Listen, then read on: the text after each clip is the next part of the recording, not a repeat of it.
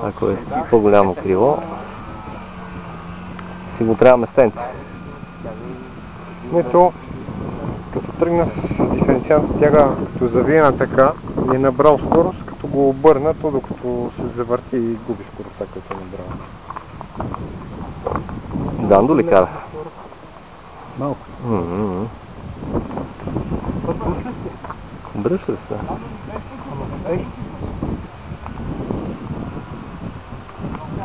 Някой го е набива. Пазете колите и не го вкарвайте слънцето. Аз също. Пази полосата само пред тебе. Не карай зад гърба си.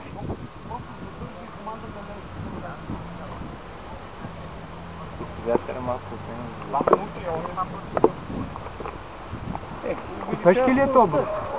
От Явор, да. Както ме научи как да държа Китайците не са го набили като трябва. Ама що ме? Тия ефтините, нали сещаш? 2 дена Няколко ля. се опитвам да изкопая един равномерен канал в 6 мм депон с дълбочина 4 мм с моите подредители и духам супата и всякъде. Като видя канала, каре, ама фреза, нали? Дай ще дам фрезата, слагаме нощи Едно, аз имам нощи, има оборотни дете.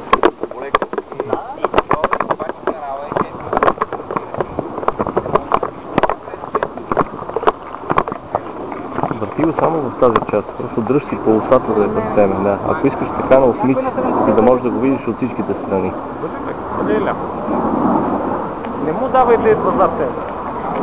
Но просто винаги си гониш полосата, която е пред тебе. Защото за тебе не знаеш какво става. А и едно обръщане на главата всъщност ти размества целият вестибуларен апарат. Това както е пред тебе, сега една дълга права я пусни на там. Не. Така. Хубава дълга права.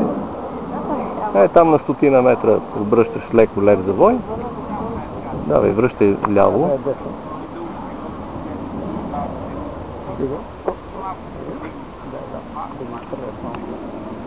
Така, карай го сега на такива дълги прави с завойчета. Като ти свикнеш,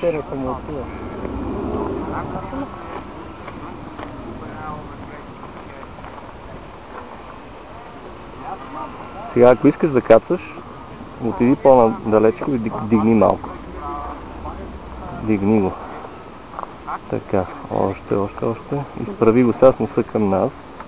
По някакъв начин. Лек завой. Така. Сега бавно намаляваш гъста. Още. Намалявай. И сега държиш тая посока. Нищо не правиш. Остави го така. В момента, в който приперка. Ето това. Браво! Кацаш по-добре от мен.